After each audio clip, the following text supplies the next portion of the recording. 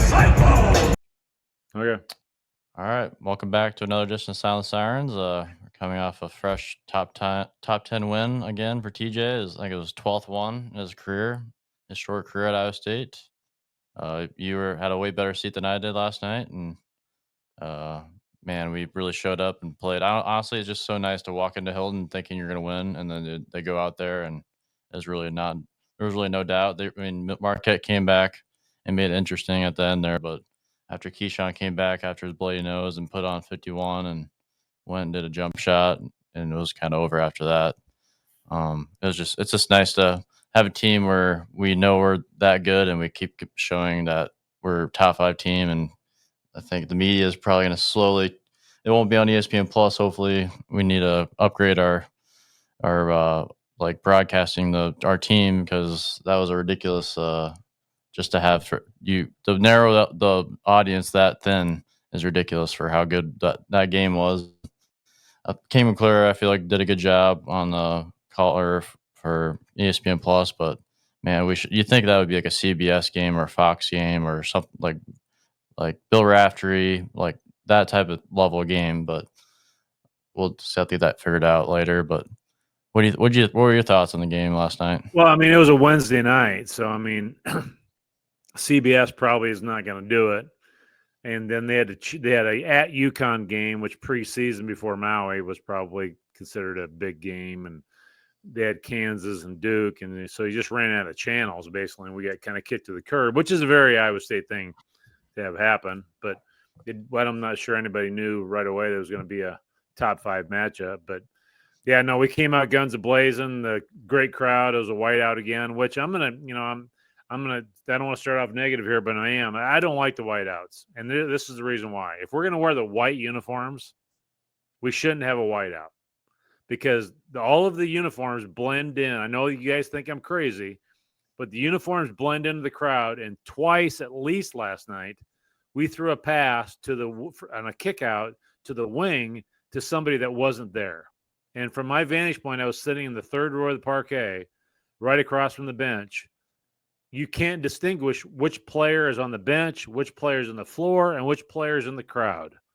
So, yeah. I mean, I just don't like I think a couple of those turnovers were blamed on the fact that we did a whiteout. I mean, and that's such an easy thing to fix. I mean, if we're going to do a whiteout, we should have. I've said this last year, and so I'm sick of saying it, but wear the gold uniforms, do some other color than white if we're going to do a whiteout. But I did love the uniforms, though. It was a very Victor Alexander uniform, kind of a throwback looking one. It kind of felt like I was back in college watching those guys play. But when they came storming back on their comeback, I didn't say it because I didn't want to jinx us, but I was going to say, we could win this by 10 or lose this by 10, because it was just kind of that game. I mean, I thought Marquette was extremely talented. We kept their best player, which several people had said that might be one of the best players we see all year.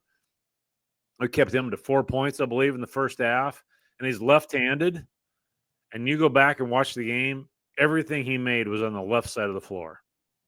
And so if we would have taken away his left hand a little more, he probably would have scored less than 14, which is what I think he finished with. So, yeah, it was a pretty nonchalant top 5 win. First top 10 matchup in Hilton history, non-conference. So it was the first time we played. I remember last time we played them in NIT in 2004. So it was weird that I remember that as a kid, and then flash forward 20 years and we're in the top 5 or top 10, and we take away the records. Like, we're a way better team. Oh yeah, better talent. Our bigs played great. Chatfield, I love his minutes. He comes in and does the dirty work. Big Dog Jackson had a 3-pointer, high school 3-pointer jump shot. He swished. He not quite. It was close. Yeah, it was a long jump shot. That it's like, man, if he can do that, that'd be a game changer. But it was about an 18-footer. I mean, so it was I kind of looked at the buddy next to me and said, "We'll take that." I mean, if he can make that shot, he's unguardable. Rob Jones and Hans Ward would not make that shot. But Rob Jones was there last night too. He was. I bet he had a fun night because, man, we're so fun to watch, and it's just so fun to see TJ just grow the program exactly how he wants and everything just falling into place.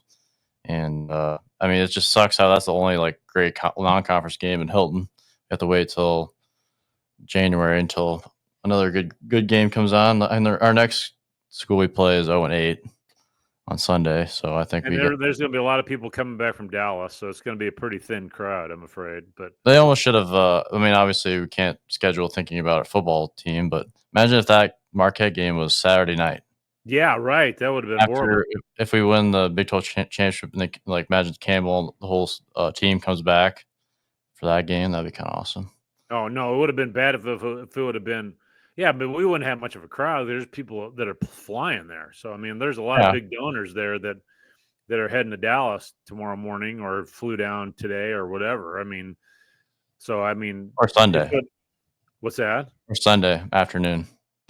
Yeah, no, right. Sunday afternoon would have been a little better, but I'm glad it was last night. I mean, got to give a shout out to the students. I mean, the students showed up. They were all the way to the top of the rafters on the east side and full on the other side. And you know, when I saw some of the StubHub tickets, I was a little worried about the crowd. The crowd was fantastic. I mean, and your brother on the way out said, only in Hilton can we be not playing very well, give up a double-digit lead, and the game is tied, and we need a bucket or a stop, and Hilton goes crazy.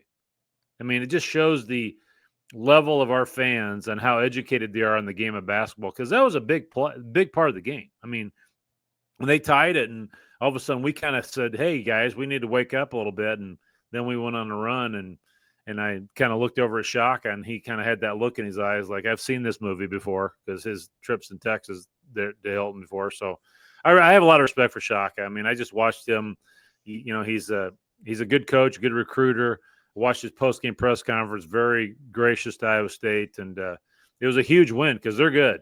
I mean, they made threes like crazy, and they kind of exposed us a little bit on the defensive end because they started swinging the ball around, and they were getting some standstill threes. And I looked at Gus sitting next to me, and I said, man, they're playing horse right now, because a couple of those threes they had, there wasn't anybody around. Yeah, and I think really their offensive efficiency.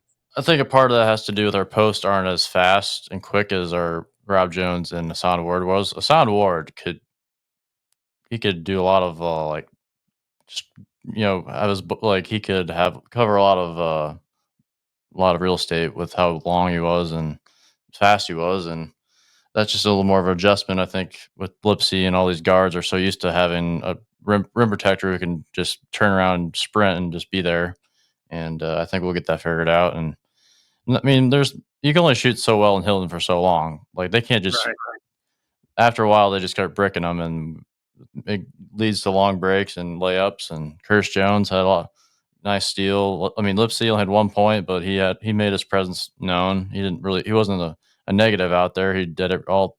He just didn't mess up. It's just nice to have him where he's not all the pressure's on him. I feel like he's like the sixth scoring option, and I think that would be him, especially with him being dinged up. I think that'll be nice for if he can just take it easy on the offense end. And I mean, he still dives on the floor. He's not acting like he's hurt or no, right? Yeah, he lands on his shoulder. He lands where I'm just like, well, I mean, that's just who he is. He's been doing that as a freshman, so that's just his playing style. And he also proved that he can affect the game without scoring. I mean, he had some really nice dimes. He did a really good job on defense. Shaka was just going on and on and on how about good Taman is on defense in this post game, and he got a garbage bucket at the end, but he doesn't need. I mean, with that lineup, he doesn't have to score. I mean, that's a luxury that he can have a night like that against a top 5 team, and we can still win by double digits. So, because Keyshawn is going to score, Keyshawn's going to get his. I mean, if you watch him, he and Shaka said that too. He's almost impossible to keep out of the lane. And right now he is. I mean, but I'm just a little worried about his durability too, because he's taking 2 shots to the nose. I could see him kind of messing with one of his shoulders during an out of bounds play, and we just got to keep him healthy too. So I mean, we need Sunday to be. We need the next couple weeks to be a recovery week. I think a little bit it's dramatic. A little bit. Yeah, of course it is. I mean, he's great at throwing fouls and to the refs, and he's great at that, drawing fouls and ones, and sometimes his and ones. I don't think he has much contact, but he looks like he's getting hit by a truck, and then he makes it. It's like, man, that's an and one. But But he's and also got the kind of the cry wolf thing too, though. I mean, he has the dreads, and so every time he snaps his head back, his dreads fly around. But he does it on every play, and so now the refs are trying to figure out: did he really get hit, or did he not get hit? And I wish he'd get a little more disciplined on when he does that, because when he does that every time he gets bumped, then it just tells the ref, he's gonna err on the side of not calling it. So, yeah. I mean, that's why it yeah, did wasn't. that's the only negative thing I've got to say about Keyshawn. He plays so flipping hard. I mean, I rewatched the game this afternoon, and he plays for being as good as he is. He plays as hard as any kid as I've ever seen. I mean, on defense, scrambling after loose balls. I mean, he's a good teammate. He's excited when another kid succeeds. I mean, yeah, we've got to take a step back and enjoy this time, because Keyshawn is a phenomenal talent that we've got. And I didn't realize that him and Josh Jefferson knew each other in high school, because he grew up. Keyshawn grew up in St. Louis, but I think he played prep school ball, I believe, in Vegas, and so him and Josh knew each other. And so during the post game, Josh said, "Yeah, when we're going through the transfer season, Keyshawn went to TJ and goes, 'That's the one I want.'" And so that's one of the reasons Josh came to Iowa State. So, yeah, And Josh was TJ's culture of playing hard and everything else is just obviously paying off. yeah, Josh he had a great game yesterday. He was that spin move and one where he even see the ball go in. He just saw the crowd's reaction, and he is some quiet, confident dude who has handles. And I mean, he doesn't really go to his right shoulder a lot, his right shoulder. The handles is a stretch. I mean, but for a big guy, he does. I mean, the thing that I liked about it when he got that N1, it was a phenomenal play. No flexing, no Yeah. talking to the crowd. Just kind of said, this is what I do. But That's how what many that other was. 6'9" players have gone all the way down the court, spin move and one? That list is very short at Iowa State. It's probably Royce White and Oh, right, yeah. Not at Iowa State, sure it is. Yeah. yeah. But But it's he had just one of his dunks right in front of me was a double clutch dunk. And that last one with like 20 seconds left that he cocked back and wanted to just hammer, and it he slipped missed out of it. his hands. The place would have gone absolutely bananas. Yeah, I Yeah, think no, it was a fun night. It's a big win. I mean, it's a huge thing on a resume. But I talked to a couple guys last night and said, this is the way it's going to be every night in the Big 12. I mean, that's just the way it is.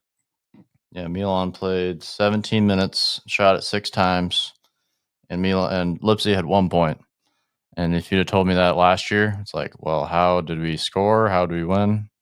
And Milan, I feel like he's a great prospect where he doesn't have to do everything, and he could just wait, and he can nail a three. And I don't know, like at old Iowa State, I'm like, give Milan like 20 shots, but we have so many dudes on this team where we can just balance it out. And Chris Jones, I don't know if I've ever been more confident with a guy subbing in Iowa State history. To Well, come in, boost, let's be real. He's not a six man. He's a starter. yeah, This but is he's just the a way he general, does it. Yeah. yeah. He But should be a starter, but this is what's working, so why screw around with it? because he's basically playing starter minutes anyways, 28 minutes. He shot it 14 times. Lipsy only shot it 4 times. So, I mean, and Chris Jones He is only got elite 6 defender. shots. Elite defender, and him and Gilbert just play so well together. And Nate Heisey is really a hidden gem that TJ brought in to the program. Does his role, picks his spots, hits a huge three and a layup at the end of the game that really put it away. Had a It's really dunk exciting. first half. Yeah, and him and Joshua, like we have every transfer basically TJ's gotten, it's really fitting well and to succeed for Iowa State. And man, it's really fun to watch. And Hilton is so fun to go to. Think about the transfer season last spring. How fast it ended. Yeah. We got Joshua and Deshaun and Heisey pretty fast. Yep. It wasn't like it was dragging out for months. So, Deshaun was, had some connections with us because of Washington State. Obviously, Heisey's a UNI guy. And then Joshua Jefferson had a connection with Keyshawn. So, I mean, It's not like they're coming from 1,500 miles away and had no connection with us. So yeah, it was a good taste test for these guys with Hilton, because it's going to get a lot wilder as the year goes along. But after last night, I mean, how are we not the favorite in the Big 12? I Yeah, mean, that's what Baylor loses, Kansas loses, Houston's, got 3 losses already, obviously against good teams, but and we have the best we have the guards for March. Like, what right. other I would not take any other guards in the country over our guards to go forward in March to try to win it all. Because if let's just say Lipsy gets in foul trouble, we have Gilbert who can play the one, bring in Curtis Jones who play the one. Like, it could just be vice versa. And I mean, Nojus, he came in, he tried. I mean, I think still you think he has some potential, but Oh, he's got a lot of potential. He's a talented kid. He's still a freshman. He's just trying to figure it out. I mean, he had yeah, one of those turnovers that threw it to a teammate on the sideline. I mean, so yeah, no, I am really high on Nojus. I mean, I really am. I mean, just the way he moves, his confidence in the game. He's still trying to figure it out. So I mean, the next couple of weeks will be important for him with these non-cons that we should be able to hammer a little bit. But he obviously is playing ahead of Demarion, because Demarion was hurt in Maui, and then he's not hurt now, and he didn't play last night. So which is too bad. I mean, I really like Demarion. I wish I'd love to have him succeed, but we're not at practice every day, so we have no say on on who's going to play, obviously. yeah, we really didn't even touch on the Maui tournament at all. That Colorado game was very fun to watch. That was a snoozer. I mean, that, we're that going to play them 2 times in regular season. So Yep. we could play them in the Big 12 tournament. Yep. And so let's say we hypothetically would happen to run into them in the NCAA tournament. How many times has the same team played 5 times in the same calendar year? Yeah, That would be that's bizarre. crazy. Yeah, but speaking of that, we'll just transitioned over to basketball. I was thinking about this right before the podcast. This has to be the first championship game, or Talking about football. You said basketball. You mean football? football. Yeah. Before we leave that, I thought Marquette just shot lights out from 3. Yep. They finished the night 11 for 31. Yep. I I mean, mean, most of those are back to back, and then they missed some 8 in a row. And then you don't think about those eight of them you missed. You think about the 3 wide open ones they had. right. I mean, that's exactly right. You think of all of the ones they made. I mean, they're 11 for 31, and now I would at one point they were about 50%, but they really dropped off. And they were only playing 7 guys, maybe 6, because they got the guy kid get hurt. So yeah, we just kind of wore them out, and we have so many weapons that come off the bench that isn't it crazy to think that if we have an injury or we have foul trouble, we have to go to Demarion? I Mm-hmm. mean, that's crazy. That guy that played a lot of minutes last year that could obviously come in and have a positive impact on the game. So yeah, we're sitting pretty good. Could be the number 2 team in the state in the nation next poll when the next poll comes out. Yeah, that's crazy. Number 2 in the nation going to Iowa City. I mean, that's terrifying, but just for Yeah, that's right. Just because of our history, but and you're going, so yeah, that's I know. I'm going. I'm gonna exercise those demons one way or the other. yeah. The last time I went to the Carver, it was Tyler Cook versus Tyrese Halliburton and Taylor Horton Tucker, and we gave up 105 points and lost. And, Last wow, time I was there, Gabe Kalsher shot a 3 and hit the side of the backboard. I doubt. Yeah, I doubt Prom was doing any of the shell drills or defensive drills TJ does every day. I think we missed No. Did you those. see TJ? Did you see TJ in the locker room after the game? No. The video. He's ripping off his shirt and celebrating. I mean, he's just the player's coach. I mean, it was funny listening to him in the post game. He was talking to Keyshawn. He goes, just got to ride what Keyshawn's doing. I mean, if Keyshawn runs by me and is going to the bench to check in, I say, go get him. I mean, it's not like he's not. There was a fan who was zooming into the huddle when Keyshawn came out with a different jersey, and TJ just looked up and laughed at him. It's just like He's wearing Jared Holmes' jersey because he had like blood all over his face, and because like as we were saying earlier in the podcast, like every time he flops, I'm just like he's not actually hurt, and then he actually has to have blood flowing out of his face onto the court to be, oh yeah, he's actually kind of. Yeah, because everybody in my area thought he was, faking again, and then he looks up and he looks like Rocky 3, and yeah. So, but he got hit in the nose in Maui, so he just keeps reopening that same thing. But if you ever got hit with an elbow in the nose, it hurts, and if he's bruised there, it's And they going to didn't hurt even for a while. upgrade it to a flagrant. Right? Yeah. And then they do a flagrant ellipsy at the very end of the game. It's like this with 16 seconds left. I'm like, are you kidding me? Yeah, the ball guy, and wasn't a big fan of last night. The bald ref. I mean, we had one obvious out of bounds where Deshaun tipped it and hit the Marquette guy right in the face, and they give the ball to Marquette. Yep. But I think there's a low key thing about Hilton is I think we like booing more than we like winning. Oh, what about that? But like we enjoy booing the refs more than we like the juice wiggle. And I know I'm sounding really old right now because I know our average listener is like 25. But this whole F the other team chant that we do. Be more unique. Just think about it for a little bit. Oh, dumb. I mean, I was looking around at other people, kind of their expression as it was going on, like they were kind of all doing what I was doing, shaking their head like, seriously, can we come up with something a little more original? And there's a way more like Jalen Rose. I watched this on the Fat Five documentary. He'd do homework on the other team. Like we could do that. There's so much like Facebook. Oh, We could yeah. make fun of his middle school girlfriend or something. Like we used to call Kirk Heinrich Harry Potter. Yeah. Like, they do something like the Antlers used to do in Missouri. I mean, the Antlers used to meet our team at the airport and start making fun of the players as they get off the plane. It was a group of fans from Missouri. And so, yeah, it's pretty unoriginal, but yeah, I'm not going to criticize the students because they came out in full force. Standing in line, your brother got there and was standing in line with them, and your brother got 4 wisdom teeth pulled yesterday morning. He was sitting in the student section last night, so it was a game nobody wanted to miss. Yeah, and nothing's better than when you walk into Hilton, you look at the student section, and it's just packed all the way up to the top. Exactly. And even if I mean, it's easier to see because they're all white. I mean, I know you don't like it, but it makes it easier to see if there's an empty seat or not. I don't like the white behind our bench. I mean, yeah, that's we're the different. thing that we could change. Wear different uniforms on the bench, or like the coaches wear different, or just put have the players keep their warm up top on. Yeah, if something it's like not that. white. I mean, Just something like that. I mean, I know that I'm nitpicking, but I had a perfect. I've kind of had a theory about that a long time, and I had a perfect angle from it last night because I was sitting right across from the bench, and I saw what the players saw as they were making that pass.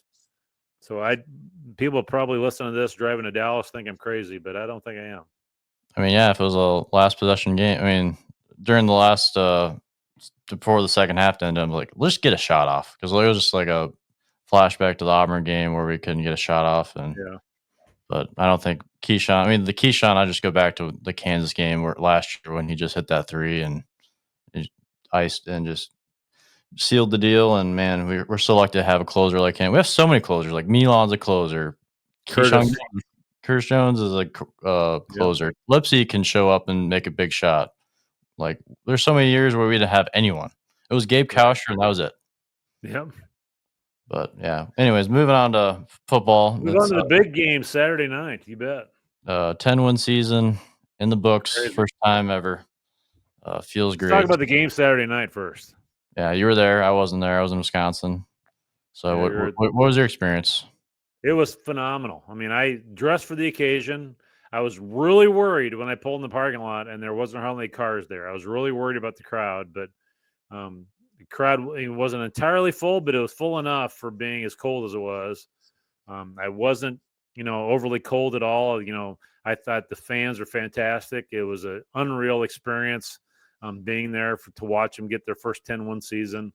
It was just a very Iowa State way to do it because it was cold weather and, we had to miss a field goal, of course, towards the end to make it interesting. And I thought for sure that he hit it from my end. I was on the sideline, so I'm on the side. So I thought for sure he made it, but yeah, it was so fun. I was so happy for the kids. I mean, gosh, you go down the list of the guys that earned this, Jalen Knoll, all of those guys that have been through the wars with everybody. Then they get screwed over today on the Big 12 tournament team, Big 12 teams. And, I sent a message to Corey Morrissey, who was, you've had him on the podcast before. I replied to one of his tweets. I said, I think we officially have a chip on our shoulder after, they snub Higgins, they snub Jalen, they snub, Dominic Orange, not considered one of the best defensive linemen. I mean, just those three. nuts. Just those three. We'd be happy with just those three. Right. Jalen Noel and Higgins are a no-brainer. I mean, I've never seen Arizona play, but they put the wide receiver on first team. I mean, and I don't know. Maybe we'll be going by stats. This is the way this crap works. Because I've been in all conference meetings in high school before. All they do is look at stats. That's it. It's like a 10-minute meeting. We have two receivers with over 1,000 yards. So if one of them had 1,800 yards, one of them would have got on. And so we probably split votes, where some guys voted for Jalen, some guys voted for Jaden. Not very many people voted for both of them. So it's and I don't know. It's frustrating, but I think it's good. I mean, I think it's really going to motivate us. I mean, they gave the coach of the year to the Arizona State coach too, so which he deserved it. I mean, they're picked last, but still, I think that's obviously bulletin board material for our kids and our staff. So, and going to the Big 12 championship game. This has to be the first time where you're meeting a school in the championship game in your own conference, and you've never played them in your history.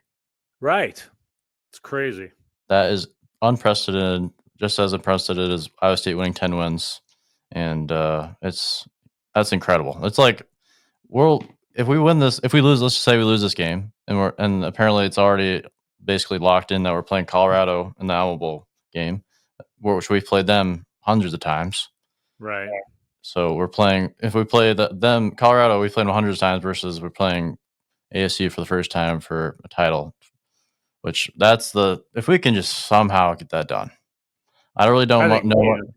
I don't know much about ASU, and I just think with the way like Bo Freeler, Jeremiah Cooper coming in, we're trying to think we're supposed to win this thing. We've already been here before.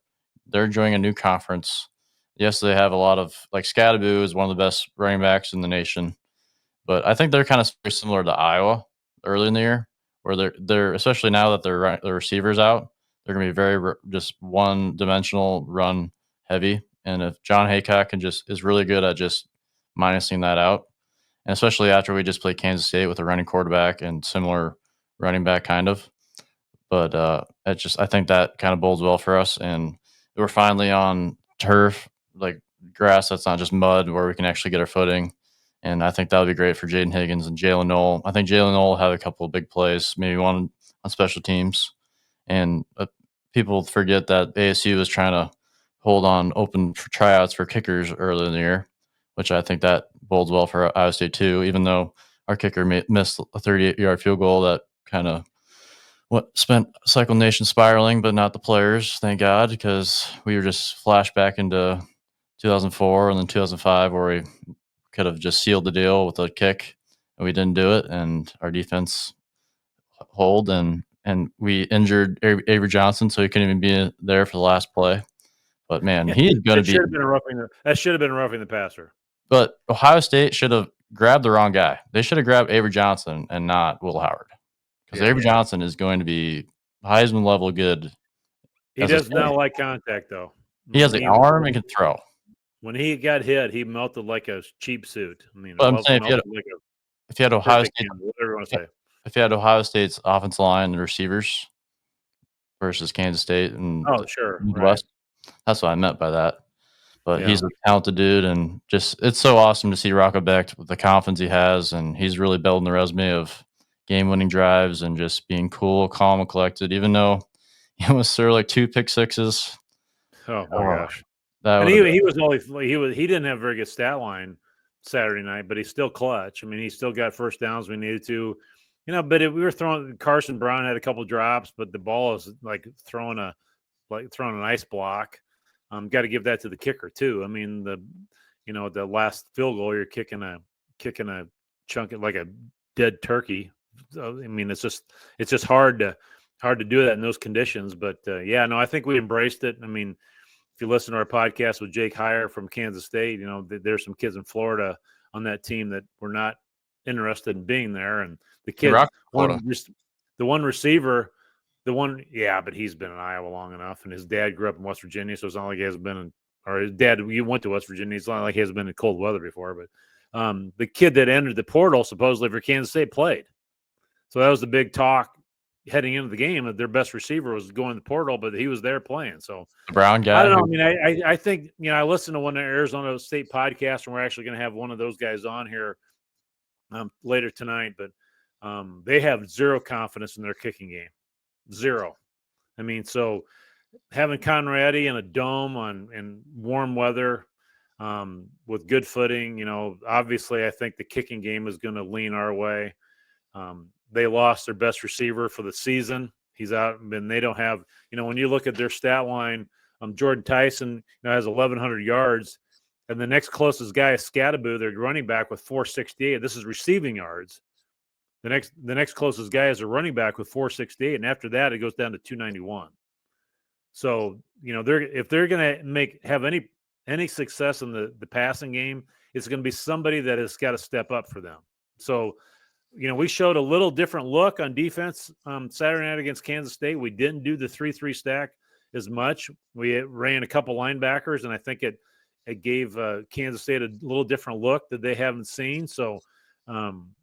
I have confidence in Haycock. This is not his first rodeo, so he's going to throw something at them that they haven't seen before, and see if this young quarterback that transferred from Michigan State to Arizona State can figure it out. But they're good. I mean, it's going to take we can't throw a pick six. We can't have a scoop and score, block punt, something, one of those plays, 15, jumping off sides things. I mean, I like the fact that this is not the first trip for us to the Big 12 championship, even though the only person that played in the last one was Darian Porter. But those guys were all getting recruited at the time, so they've seen this before. Most of our staff has been through it. So I really am pretty confident going into this game. I think it's going to be a close game. We're not going to blow them out by any means. We're not going to get blown out either, in my opinion. But I'll take our experience and the fact that we're an older team and Matt Campbell and John Haycock over these guys that are kind of flying, having a dream season right now. Because if you look at Scadabo's line, he's a really good running back. Matt Campbell compared him to Dave Montgomery. They had 78 yards against Kansas State and 76 against Cincinnati. So those are two pretty good defensive teams. And Cincinnati runs the same exact defense as we do. Right. But also against Cincinnati, they didn't have their quarterback. Oh, okay. That's one of the games they lost. So. Yeah, and it'll be fun. I can't wait. And just flashback into the last time we were at the Big 12 championship game. First play on defense, targeting. Hasheem Young out of there. We're all, there's all of us. Campbell's already pissed. Like, that was the first game. Like, Kansas State fumbling on the first play of the game. It's just like, can't happen. It's just a huge game. And you can't just make a mistake like that. Like, having a kickoff go to the 45-yard line, and basically it was a short field the entire time against Oklahoma and Spencer Rattler. We can't have that. We have to win special teams. Like, we're coming in as the favorite with special teams. We can't just ding that up because there's so many times where we think our special teams are great and then we just have 4 or 5 mistakes in the same game, but we go like 8 games with nothing, and we just can't have that land in the Big 12 championship game on national TV when everyone's watching.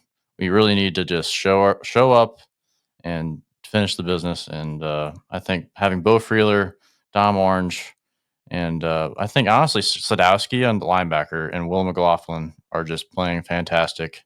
Yep. And that's really opened my eyes because Sadowski proving as much as he has through this year has really been awesome, because I feel like there's a lot of people in our fan base who are just waiting for him to be done because he was just struggling out there. But I think he was just dinged up and there's no other choice. He has to be out there. So it's nice to have Will McLaughlin. I don't think we're going to have Verdon. I mean, that from what I've been told, that it's probably not going to happen. And Caleb Bacon, we were hoping was going to get back, and he's not coming. Bramer is still the question mark. I don't think he's probably going to play, but who knows? I mean, I think we have to dance. Like the old saying goes, we have to dance with who brung us. So I mean, we're going to have to go with what we got. I mean, and that's what you're used to. I don't think you can understate having Will McLaughlin back, because he is he's played a lot of winning football. Played at Harlan, won a state championship. Has been around winning his entire life. He's fast. He understands the game. And he's, this isn't his first game back. I mean, this is his third game back. So he's kind of getting back into the groove of things. And, we lost to Kansas without Dominic Orange. That was, huge, and without Verdon, right? I mean, so that's the Kansas game you got to kind of set aside. The only one that, I really keep going back to is that Texas Tech game, where we came off the bye week and we should have won. So we easily could be sitting here with one loss, but we're not. And I think so. That's why I'm feeling really good about Saturday, to be honest with you. And the backup for Verdon is Tyshawn James, and he had that forced fumble, which is Played perfect. much better. Yeah, played much better. So we're watching him grow up right in front of our eyes. Yeah, I didn't realize he was a freshman. Yeah, he's a pretty solid dude for a freshman. And man, punching that ball at that time is just huge. And I feel like the crowd that just probably juiced everything back up, and it was probably a great atmosphere. Speaking of the crowd, I mean, there's no way we're not outnumbering those Arizona State fans. There's going to be a lot more Cyclone fans there, because the last time was during COVID and we couldn't go. So I-35 is going to be like an exit for Ames tomorrow. I mean, there's going to be a lot of people heading down that direction, and I'm happy for them. I mean, it's going to be a fun time. Yep, I don't know. It's going to be we'll have the top level announcers. Will be on prime time, ABC. I'm not sure what uniforms we're wearing. I'm sure it'll piss off. I'm sure it'll piss off your generation, no matter what it is. And I think we got to go with the blacks. With the Cyclone script. The Cyclone script is a nice, thank you to the old timers. But isn't it hilarious that we first did that on the black uniforms before we did it with the Cardinal gold? But I loved how we did it with the white helmets, and I think we should do the white helmets in red or white. I think maybe are we the road team? I think. Yeah, that's what I was going to say. It's a good question. I'm not sure if we're home team or not. And we kind of have a kind of similar color scheme as they do, but it's just gonna be weird. I mean, I grew up with a friend who was from ASU, basically the entire town, the Kaiser family in Humboldt, and now we're finally playing them the first time, and it's in the 12 championship game. And I lived there for 10 months or whatever, and it's just weird that because when I was there, I was talking about maybe that they could join the Big 12 someday, and then the ASU fans thought I was crazy, and here we are. And things have completely changed. We're the road team, and just looking at the standings, who would have thought 0-9 Okie State coming into the season? 0-9 Okie State. Who would imagine being told that? And then I love their coach, because he said something about quitting, and he goes, "My wife's not going to let me quit." I mean, Gundy's awesome. He's the I'm 40 guy. I mean, he's a good dude. I mean, but yeah, they had a rough year. If you would have told me at the preseason, I wonder what the Vegas odds were on them going over in the Big 12. Imagine Okie State and Utah combined wins. How many wins over under? And it probably been like 14.5, and they won two wins out of both of them. Right. So it's a weird year for college football. I feel like every fan base is just mad because of the college football playoff rankings, and I think that's kind of fabricated and on purpose, because the only reason why people are talking about it is because they're mad about the rankings. And it's just, I don't know, it's going to be a mess. I just hope it'd be nice if Boise State loses and Clemson loses and we win. We get a bye. Boise State game's tomorrow night too, right? Yeah, Friday night. Yeah, against UNLV, where their starting quarterback bailed on their team, and they still made the championship. That's right. Game. And then isn't Eli Sanders their running back? No, he's in the Lobos. Huh? He's at the Lobos, New Mexico. Oh, New Mexico. That's right. He had a great year. Yeah, he did. But so you remember me saying a couple podcasts ago that Dion would be a fit for the Cowboys because the Cowboys suck. An article just popped up on the front page of College Football for ESPN. The headline is Deion Sanders coaching future. Can Colorado keep him? And they're saying Sanders' name has been mentioned for NFL head coaching jobs, including the Cowboys. So, yeah, it's basically what you've been calling all along. I mean, people are saying, "Oh, is he going to keep following his son? He's following through high school to college, now to the NFL." I mean, if the Cowboys want to do it and then pay a quarterback $60 million to hold a clipboard, go ahead, I guess. But Yeah. that'll be a circus either way. Imagine the media coverage they're going to get. They already talk about the Cowboys 24/7, right.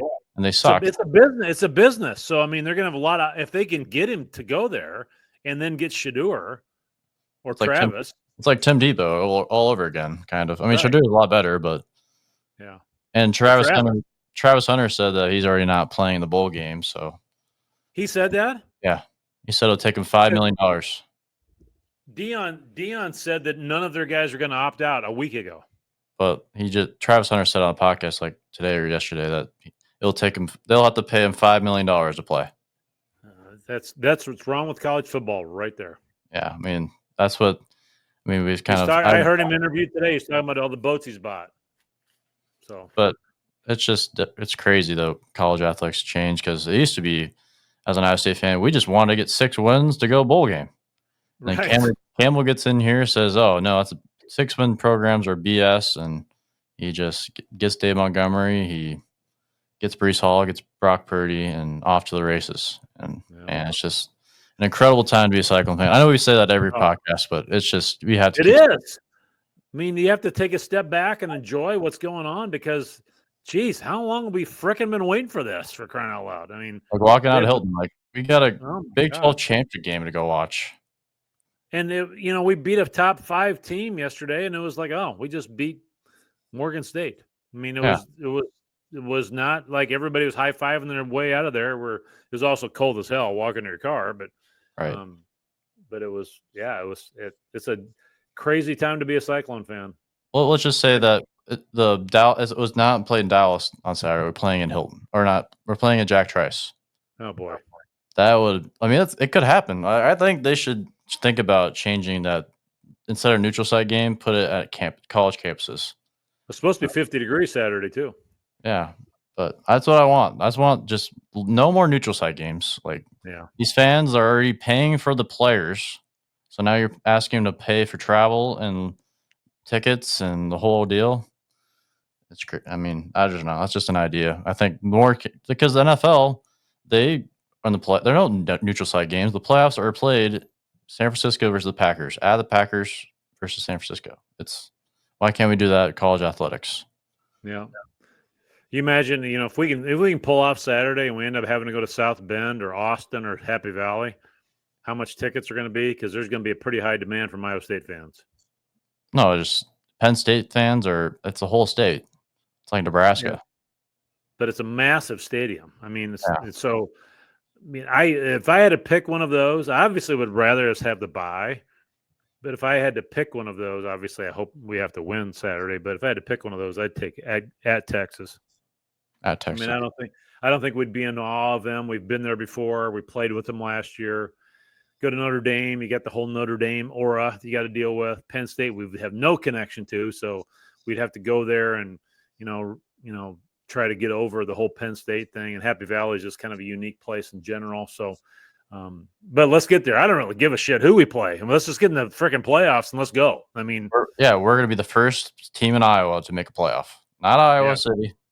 Ames, Iowa. First 10-win season. We just need a win on Saturday. Let's just do it Saturday. Let's put this thing away early and just relax for the rest of the day. It's not going to be like that. It's going to come down then. It's coming down then. It's going to be Conradi, 55-yard field goal. Nails it. Or I'm going to love to talk to the ASU guy, or he's ASU/Iowa State guy, with whether or not, like, this is one of the questions I'm going to ask him is, if ASU's like down 3, driving down the ball, they're on the 35, 40-yard line, are they going to kick a field goal, or are they going to throw a Hail Mary? Yeah. For a touchdown. They're going to have to. Aren't they the team that did open tryouts for a kicker? Yeah, their coach came to the press conference. Like, well, if you're a student on campus, they're having open tryouts at this date next week. So, he's a young dude, man. He's like 35. Yeah, I mean, he's a young guy. Yeah, hopefully, I think they got shirts that are older than that. I mean, if they can continue the success, Arizona, if you're a 20, 18-year-old, 19-year-old kid living in Tempe, Arizona, that's a good place to be. I know, but I'm just saying, like ASU has all the pieces that Right. they have the weather, they got a city, they got probably a lot of money in the NIL that I don't know, but I'm just guessing. Tempe's, or it's not Tempe. It's yeah, they are Tempe. Tucson's Arizona. Yeah. Yeah. So I But mean, yeah, that's how crazy it is. We don't even really know much about Arizona State at all because we never played them. We have nothing going into the game. Imagine if we played Colorado instead of it would have been completely different. And I yeah, think ESPN and all these networks are like, man, we really want a Colorado win. We really yeah. want I'm glad we're not playing Colorado because I didn't want the circus. I mean, because it's such a circus with those guys. and no matter what happens, even if we beat them by 42, it'd be about Dion and Of course, not it'll about be. us. It still So is. They're still talking about Colorado all the time, and they're not even playing this weekend. So, all right, well, it's gonna be yep, fun. yep. Can't So wait. what's your prediction? Like I don't have one. you We're don't gonna have win. We're gonna I win. That's think my only prediction. I just think a couple of big plays either go their way or our way, and that's the difference. I mean, that's obviously a very generic and BS analysis because I mean, from a B team quarterback player, but it's just No, it's I think it's going to come down to turnovers. We can't. If we can win the turnover battle, I like our chances. Um, you know, we got to win the field position battle. I mean, we can't hit a punt and pin them back at the 5-yard line, and 3 plays later they're in the red zone. I mean, we've got to make them earn it, and they're gonna have to get close if they're going to kick a field goal. So they're going to be probably trying to run it down our throats, and it's time for Dominic Orange and J.R. Singleton and Zaire Hawk and McLaughlin and all of those guys to step up, and we need Bo Freeler to come in and just absolutely clobber this kid a couple times, because if we don't tackle well, we're in trouble. If yeah. we tackle like we did against Kansas, we're in trouble. It's just nice to go into a game where obviously they have a young coach who probably could be a great coach down the line. Obviously, he's a pretty darn good coach right now. He's turning around a program that was last into a Big 12 championship game. But going into the game, I'm pretty confident with John Haycock, our defense coordinator, and Matt Campbell, who's already been in the Big 12 championship game, was one drive away from winning it to be back there. And we're not playing against Oklahoma where they have CeeDee Lamb, they have Mark Andrews, they got Right. offensive line that's all 5-star recruits. Their defense is all 5 stars, but they somehow suck. But they don't have the ASU has a good secondary. We just Rocco just needs to not make the bonehead plays where we just can't get back from. Like we can't just like go down the field where that one time we threw a pick six where we were in the damn near in the red zone, and we going into the halftime where we played a decent first half. It's all ruined, or not ruined, but just really diminished by one play. And I think Rocco has the stature and The mindset cojones, as of a they say. quarterback to really get the job done because he's beat Iowa, 10-win season, beat Kansas State, and this would really wrap things up with a nice victory. And I mean, what imagine if I mean, you can encompass all of that, but just saying we have to handle the moment. The yeah, moment can't be too big for us. And I think that's when it comes down to the fact that we have a team that's been together. We don't have a ton of new pieces. We're an old team. We got a lot of experienced guys. They should be able to handle the moment. And I want Jalen Knoll to have a freaking monster game and just shove it right up the coal chute or whatever you want to call it for those guys, yeah. because after getting screwed over on the all conference team thing. So And we have players that can do yards after the catch. Like Jalen Knoll can yes, plant his foot, turn around, and sprint 75 yards for a touchdown. yep. Jaden Higgins had a great play against Kansas State where he just caught it, kept his footing on our decently bad turf, and turned around. Well, the Went for opposite direction. Yeah, that was Yep. a great play. And yeah, I'm gonna miss watching him play. Those two I am players are too. just so fun to watch. I am And we too. have, I mean, obviously, we got Ben Bramer out, who's like who's gonna be a pro prospect someday. And we got Gabe Burkle as a backup, who's done a pretty damn good job for this year. He Yep. picked us Yeah. over Texas as a recruit, and he's been a solid player. But yeah, All right, man. Well, go all right, Cyclones. I can't wait for go Saturday. Cyclones. Cyclone fans just need Drive to safe to Dallas, cheer loud, drink a $25 beer or whatever it is, and bring some Ames have fun. lager and have It'll be fun. a good time. Yep. Appreciate everyone listening, and go Cyclones.